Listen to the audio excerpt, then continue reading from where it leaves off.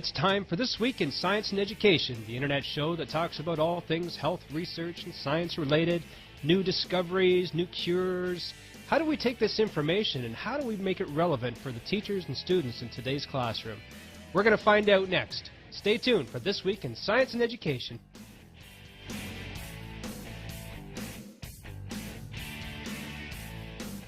This Week in Science and Education is brought to you by Sheridan Institute of Technology and Advanced Learning. At Sheridan, students shine brighter. Visit their website at SheridanShineBrighter.com.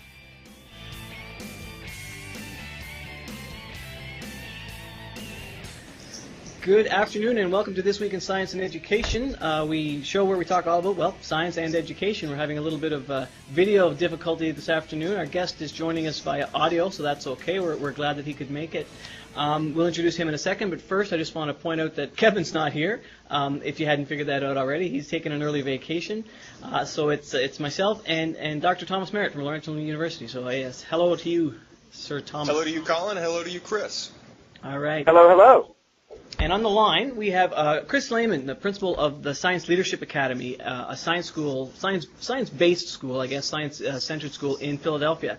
And Chris has a lot of experience in education and obviously being the principal of a school that's sort of dedicated to inquiry in science and project-based learning focus. We thought it would be really interesting to get him on just to talk about what the whole philosophy of SLA is like and about, and sort of some of the background and where it came from and anything else that sort of pops up. So thanks for joining us, Chris. My pleasure. Excited to be here. Awesome. Chris, maybe can just to fill in some of the background, just a quick sort of 30-second history lesson on the background of SLA and where the Science Leadership Academy came from. Sure.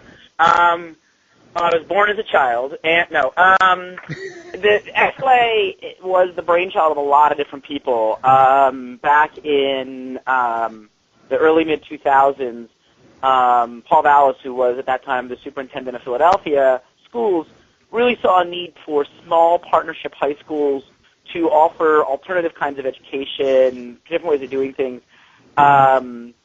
for high school students in Philadelphia. And he approached the Franklin Institute and their CEO, Dennis Wint, about starting a partnership school. Dennis Wint had done something similar at the middle school level in St. Louis years and years before that, and really saw this as an opportunity to take some of the ideas that started there to the next level.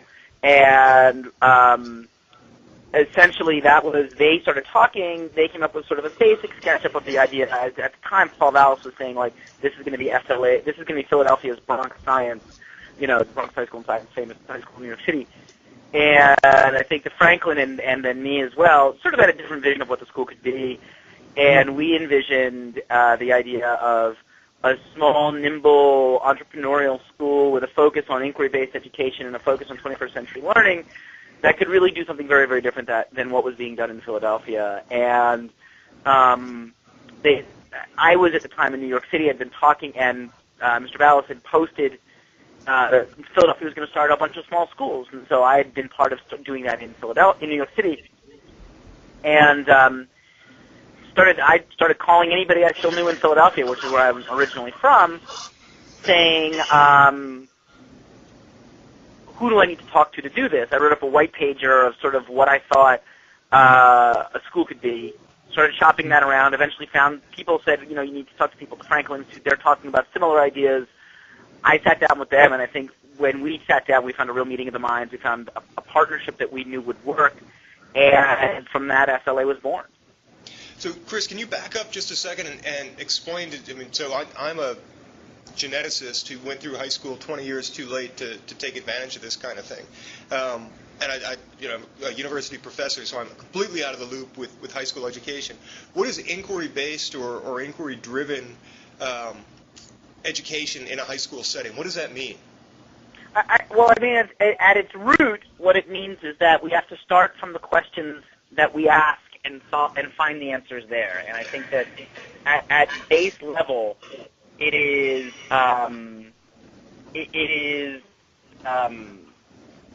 this idea that it's not about us transmitting information to kids. It's not about the sage on the stage. It's not about I have all of the answers. There's this sort of hideous moment in Waiting for Superman that sort of speaks to the heart of what's wrong with that movie, where they do one of their animations and the children's heads split open and you see the teacher pouring knowledge into the children's head. Yeah. And that is the sort of traditional vision of school, right? I have knowledge. I, the teacher, have knowledge, and I will give it to you. And at its root, inquiry-based education is this idea that kids can ask powerful questions, and teachers can work with students to help them discover important answers. And there is there is a small segment of the population for whom a lecture on biology with no context might be interesting. But for the overwhelming majority of us, we would rather, when you set out to learn as a geneticist in your lab, you start with an interesting question. Something makes you wonder. There is a spark of something in you that says, I want to learn about this. What questions do I have? And then you seek out answers to those questions. And at root, that's inquiry. All right, I think my next question is going to betray my rooting in the older paradigm. But sure. When I go to ask a question in my lab, I've got 5 years as a professor and 20 years as a professional scientist behind me with a set of tools that I'm going to use to answer that question. Right. When I think about setting questions for university students or even my graduate students, they have a tool set that they're working with. They've got calculus, they've got basic chemistry, they've got organic chemistry. How do we get kids the tool set? Well, you teach them the tool set through the questions. That's the truth. Is that when we ask good questions, right? This is sort of beyond the traditional sort of way of thinking about it. But I happen to be Jewish, and in the Jewish persuasion, there is the story of Passover. And at the Passover Seder, there is a story that is told every year at Seder where you talk about for your different children the different questions that they would come to the Passover story with. And so for the wise for the wise child, you would explain the rules to them. You would do this, you would do that. When he asked that question, the contrary child who says, why were you saved? You would point out that, if you're a jerk, you're not going to stop being quite such a jerk. For the simple child, you would start with the story, but the idea being that kids still come to things with questions, and it is through those questions they ask that we can teach them the answers, that we can teach. But it still starts with the questions that they ask. I think about myself as an English teacher. There was no reason intrinsically that 30 kids in a classroom were going to like Hamlet. But when you ask ninth graders the question, who are you as different from your parents? How do you make decisions about what your family responsibilities are versus your own desires? There is not a ninth grader in the world who is not interested in that question. And then you say, well, funny thing, these questions, this issue that you are grappling with, this inquiry that you are now engaged in, how do I differentiate my identity from my parents' identity, has been grappled with. You are part of an ages-old dialogue on this. And here's how Shakespeare's character answered that question. So maybe we should take a look at what he has done. And through that, now you have kids exploring Shakespeare, not because, as we were all taught, this is a really good book that you should read because it is old and good, but rather because it is powerful, relevant, and engages them in a lens that they are deeply committed to and is relevant and powerful to their own life. And the interesting question isn't, on some level for that graduate student in your class, yes, there's a specific set of skills that they need, for all of the things that they need, but for 100, name me the thing that you teach in your lab at the graduate level or the undergraduate level that every single solitary high school kid must know, should be part of that. And that's a hard thing, I imagine. Yeah, but it's interesting that you pose that question because one of the challenges that we're facing as a university is we seem to be getting students with poorer and poorer skill sets. And right. The university, the high schools have been moving away from what we think of as the classics, and so we're getting kids with no math, no right. ability to write. And so one of the things that we've been trying to figure out as a department in chemistry and biochemistry is, can we actually put together a list of things to present to high schools or to present to high school students and say, these are the basic skill sets that you have to be successful even as a first-year university student. Sure. So it's interesting you pose that question, because it's a question that we're trying to pose ourselves. Right. And I think that, the interesting thing is that how many kids, the funny thing is that you're teaching these kids already who have decided that science is the thing to go. Now, the fascinating piece of that puzzle is you are getting kids who are probably being tested on those same set of skills more than they ever have been before. And yet they're not learning them. So we've got to ask ourselves, why aren't they learning them? Because it's not that stuff's not getting taught. Trust me, the classics is, on some level, all that's getting taught these days. It's just being taught really badly. Yeah. And the other question that I think becomes important is, how many kids never even get to your university? How many kids never even get there because they're so turned off by the way that they're taught that passion and interest in learning, that creativity, that spark of the divine that I believe is in every child, never gets fanned to a flame because they are taught in such a way that assumes a deficit, that doesn't spark of assume divine strength. fanned to a flame. Did you say that with a straight face? Yeah. Good. So I think that's a really awesome point. One of the students who just finished a master's with me is arguably one of he is one of the sharpest master's students I've ever interacted with, and he could not get into Laurentian. And I got to be honest with you, our acceptance there is fairly flexible, and the running joke is, if you've got a pulse, you got a good shot. Right. And this kid is very, very, very bright, and he could not meet the minimum requirements to get in here because high school had not grabbed him at all. And we've just submitted his master's thesis to genetics. I think it's got a really good shot of getting published there. And that's essentially the best journal in my field. And here's a kid who could not get into university. And he was super independent as a master's student. He ran his project. And it was because it was a good fit between the two of us, and we found a way to fan that spark into a flame. And so I think you're right. I think we miss a lot of kids either that don't make it to university or end up going into something other than science or engineering or one of the technical-based disciplines because we're just not catching them.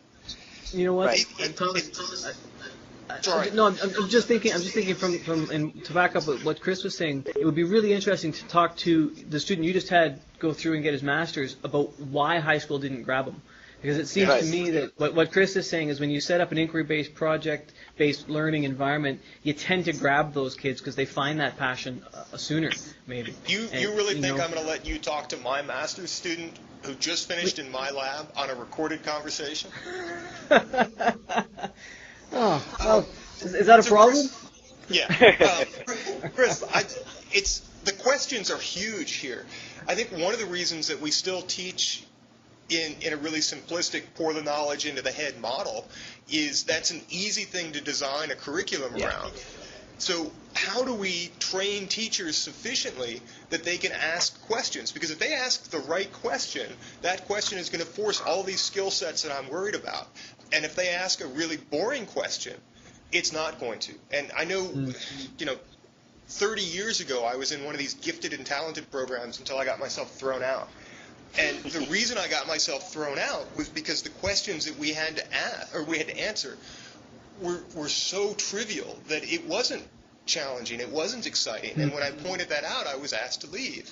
So how do we teach teachers, train teachers to ask these really exciting questions to really get these students going, get them motivated?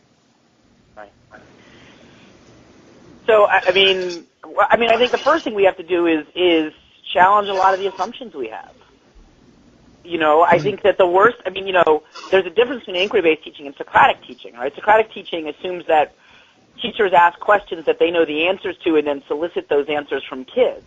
Yeah. And there's a profound answer that, it's funny, in a conversation I had with a brilliant elementary school teacher who's a friend of mine, Ben Wilkoff, we were talking about inquiry-based teaching at the elementary level. And he was saying, Chris, at the high school level, I get that kids are going to come up with questions that teachers may not have thought of. I get that.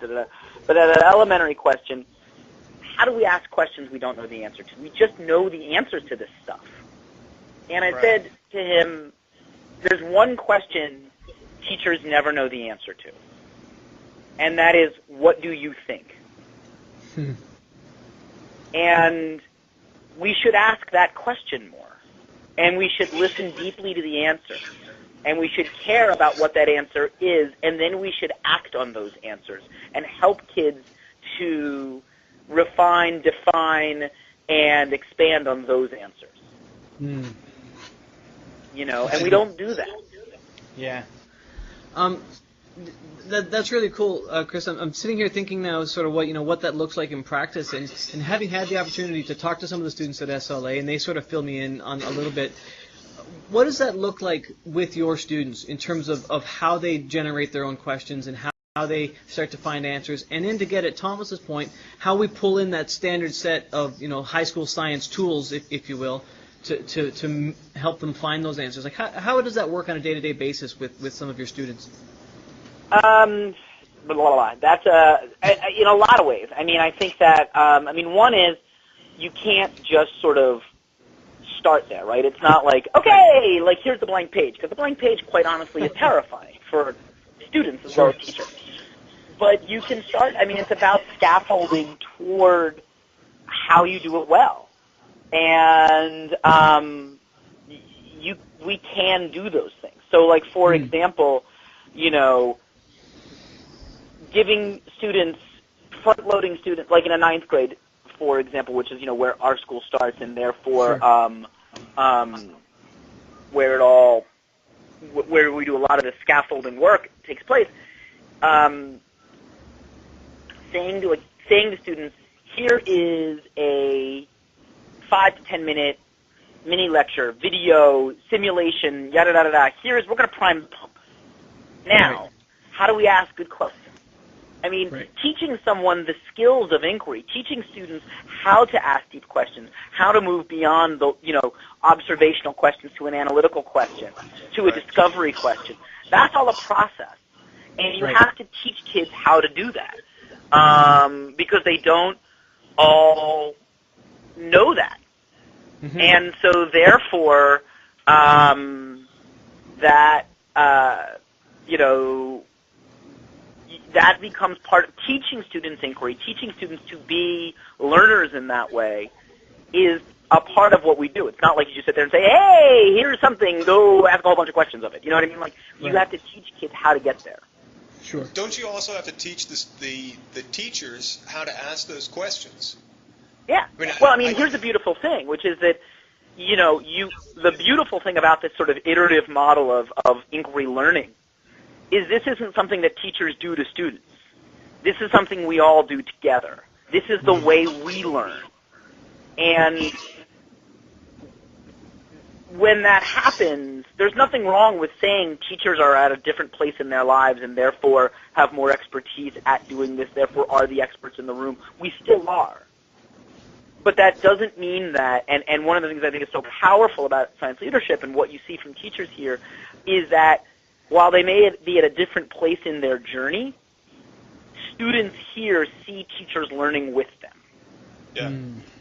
And so I think it comes from teaching teachers that one of the most powerful things that we do in the classroom as teachers is model learning. So when you're hiring somebody to teach these classes, do you have to teach them a new skill set? Or the teachers that you have coming in, are they able to pick up this style of learning and teaching and run with it? We have probably one of the most rigorous interview processes you can imagine. Yeah. Our interviews, but it's funny because on one level I think it's rigorous on one level it's rigorous, and yet when we find the right person, it is rigorous in this incredibly vigorously joyful way. You know what I mean? Because like you find a person and they're like, sitting in the room with me, actually just sitting here doing some work at my desk while I'm on the phone with you, is Diana Laufenberg, who's a teacher here, who, I think, I remember her interview, and it was this obvious moment where she was answering all these questions, and it was like, wait, I've been waiting for the person to ask me these questions. I've been waiting for the group of people to ask me these questions about school. And, and I think that, so, yeah, I mean, we need we find those people, but I think also we then expect to teach them what it looks like. It's one thing to want this, and a lot of teachers come to us, this is the way they want to learn, this is the way they want to teach, this is the environment they want, and they've been the closest thing to this kind of teacher in the buildings that they were. Yeah. But then being somewhere where everybody talks this way and everybody works this way and everybody's drank the Kool-Aid, so to speak, still is a huge adjustment. And there's a lot of learning on the part of teachers, and they've got to be open. I mean, a lot of our questions, even in our interview process, are trying to get at, are you a learner? Are you still learning? We had a teacher that we interviewed for a position, not so long ago, where they said, like, well, I know how kids learn. And it was funny because everybody else around the room, all the people from our house, were like, really? Because none of us would make that statement. You know what I mean? Like, and we think we're pretty good at it. But, none of us are so confident as to think that I know how kids learn. Right. So, Chris, let me interrupt for a second. I'm sorry. Sure. A lot of what we're trying to do today is talk to a variety of teachers across Ontario, across Canada, and an even broader listenership, and say, how do you incorporate these kind of ideas into your classroom? So we've got a lot of high school teachers. Now, they're obviously engaged and they're interested in their teaching, or they wouldn't be listening to something like this podcast. But how do they pick up this inquiry-based or inquiry-driven model, and how do they use that in their classroom where they don't have something as uniquely founded as your school? I think that we can honor the lives of children more. You know what I mean? Like, I think no matter where you are. I mean, look, and there's places where this is really hard. There are schools where the principal wants what they want, right? And the problem is, and the hard part is, and the challenge is, that no teacher has ever gotten in trouble for putting the desks in rows and slapping the textbooks on the desk, right? I mean, like, a quiet, orderly classroom usually means that an administrator is walking by your classroom, poking their head in the door and saying, thank God the children are orderly, there must be learning going on. Check, moving on to the next room. Right. So, and this kind of learning is rarely orderly, never neat, and very, very rarely quiet. So, you walk through the halls of SLA, and kids are in the hallways, they're sprawled out on couches, they're sprawled out on the floor, they're wherever they need to be to learn. So one is, I think teachers have got to be honest about where they are and what is possible, but I think beyond that, I think that teachers can take these steps. I think teachers can ask, I really do believe that question of what do you think is where all of this starts. Yeah. Every teacher can ask that question more than they do. Every teacher can teach themselves to learn to listen more openly and deeply to the answers children give. And more teachers can learn how to move toward their students based on their students' answers than expecting students to move to them. Sure. And I think we can all do that better. And it is at root, one of the things, and people have said to me it's just semantics, but I'm an English teacher, so I believe in semantics, that there is a profound difference between the statement, I teach history and I teach children history. We should always remember that we teach kids. You know what I mean? Like, it's and I think that there are those kind of mind shift moments that we need to change the way we think about the very nature of what our job is. Wonderful, thank you. Now, I drive home, I'm going to be questioning my life as an educator, because I cannot tell you the number of times that I have told people that I teach genetics. Yeah, and you are entirely correct. I have approached this entirely the wrong way, and whether I realized it or not, I am not saying I teach students genetics. I have said over and over again I teach genetics. But I can certainly tell you from my experience as a university professor, when I work with a class, from the idea of, okay, we've got these pieces of information in front of you, how do we build a model for this system? That I think the kids are more engaged, they're learning more than if I simply say to them, here are the 15 components in this replication fork in yeast. I think that's a really good point. I'm not being facetious. I'm going to spend a lot of time fussing over the fact that I have always said that I teach genetics instead of I teach students. I'm sorry. I'm supposed to be getting more out of this than just sitting here. So that's this is our final show of the year, and we finally got an epiphany moment from Thomas. It's wonderful. One that I'll admit to. Honestly, thank you. And I am not saying this facetiously at all. You have made my year worthwhile. It's been a fantastic year of podcasts and interviews, but to end on a note of me questioning, oh, crap, what am I doing as an educator? I can tell you my best moment as an educator was overhearing one of my students walk out of an advanced course I was teaching, turning to a student next to them, not realizing I was still in the room, and saying, okay, well, I have to throw out everything I've learned in my biology degree for the last 4 years. And I'm like, awesome, I have done it, I've done my job. So now, after 5 years as a professor, I have to throw out everything I've learned about teaching, and I'll go back to the basics. That's fantastic, thanks. Wow. My pleasure. Wow. Of course, now all the people you had on earlier this year are going, what? I was chopped liver, but what are you going to do? That's right. Including my wife was one of the guests, so I'm in trouble. Oh, I'm not going anywhere near that. That's right. I leave that to you. That was our best show ever, Thomas, for sure. I'll say that right now. It was a lot of fun. That's right. All right, good. Yeah. Colin, I'm monopolizing things. Tell me where. No, that's fine. That's fine. This is awesome. This is a wonderful conversation. I'm glad that it's gone this way.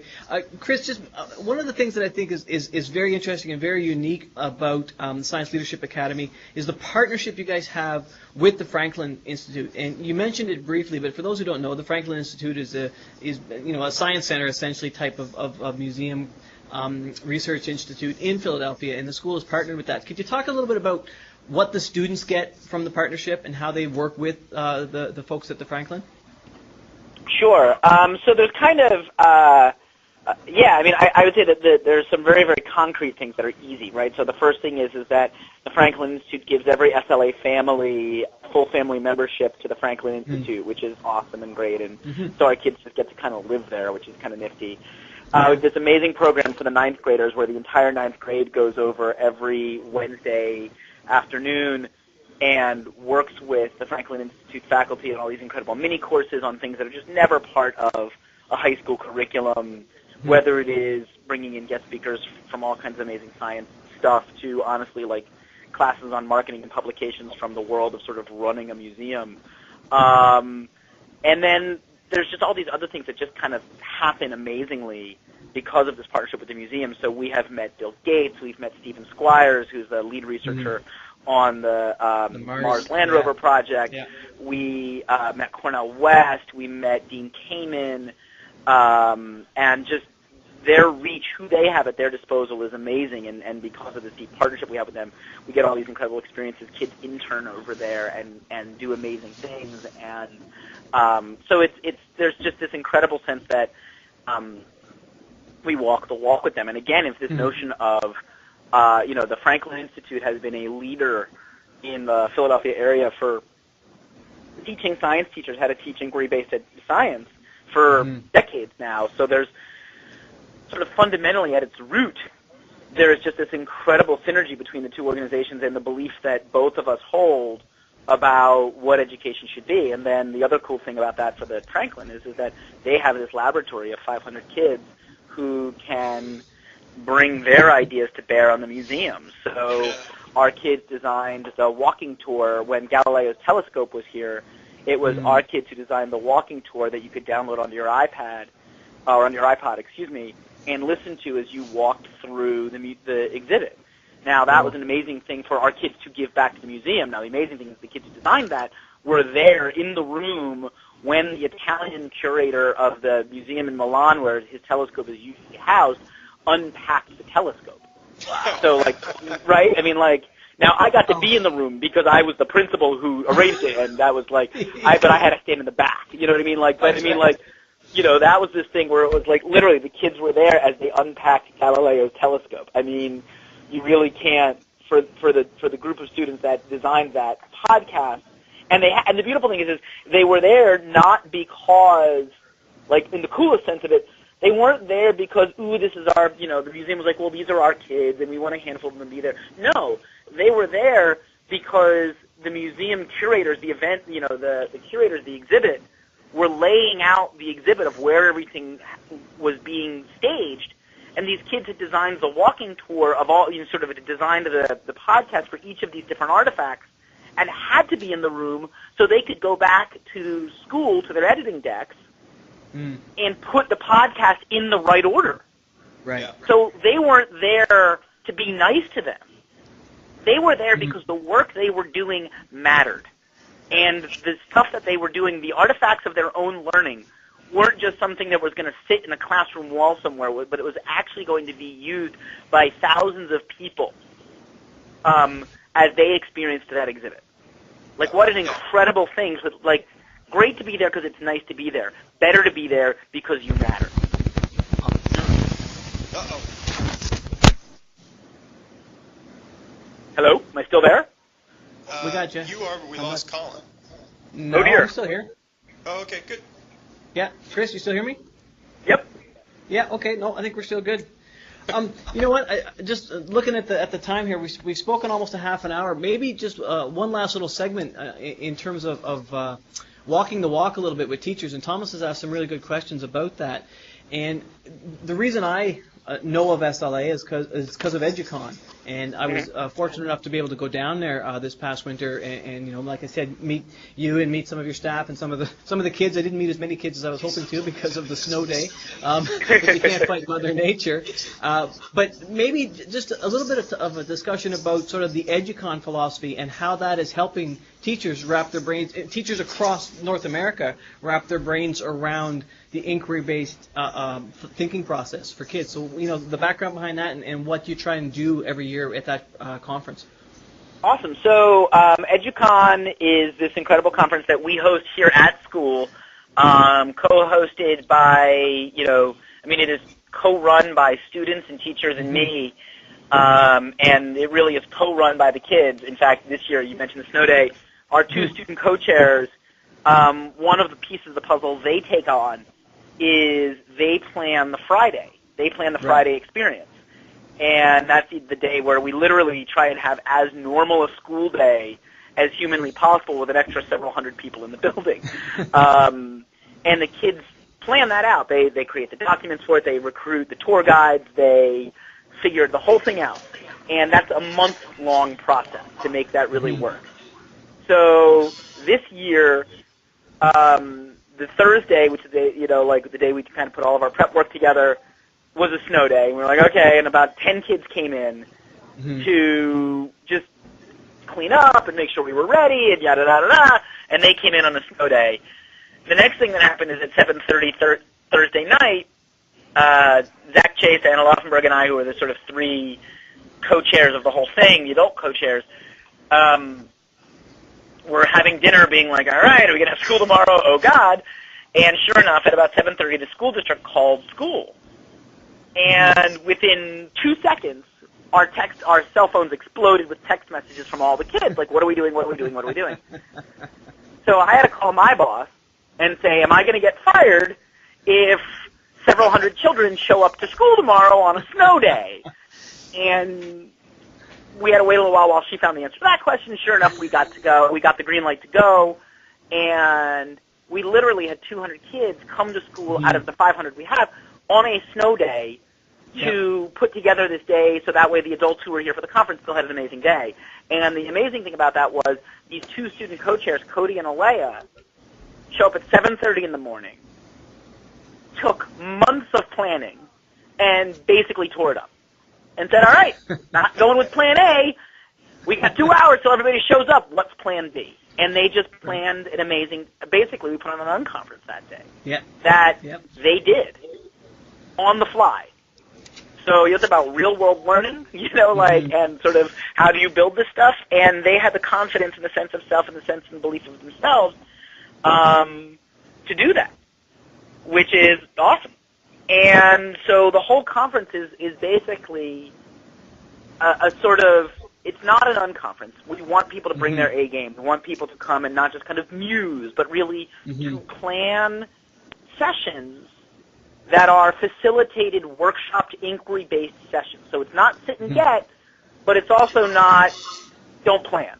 Because one of the things we want people walking away from is this idea that inquiry-based education and this kind of networked, inquiry-driven, thoughtful, student-centered learning requires incredible planning and incredible thought. And our presenters come and they know that you can't just come and present. You don't do your standard workshop at EduCon. You come and you build ways, and we have all these protocols that people to use if they've never done it before. You build ways for the audience or for the participants, for the session attendees, to be fully active and engaged and empowered by their sessions, because we want them to experience that kind of learning for themselves, so that way they understand that they've got to go back and do it for their children in their classes. All right, that's great. Thank you very much, Chris. That's fantastic. Yeah, no, that was wonderful, Chris. All Thank right, you. I think you know what? I think we should probably maybe wrap it up here, because we've sort of come to a good point, I think. Thank you very much for persevering, Chris, and using your phone and dialing in to actually make the connections today. We really, really appreciate your time. Oh, my pleasure. Thanks. It's supposed to be here. It's great to meet you, Chris. Thanks again. All right. All right, take care. Everybody. All right, cheers. Thank you again. All right. And, All right. We'll Take care. On behalf of everybody, this has been VRARC. T-WiSE. Bye.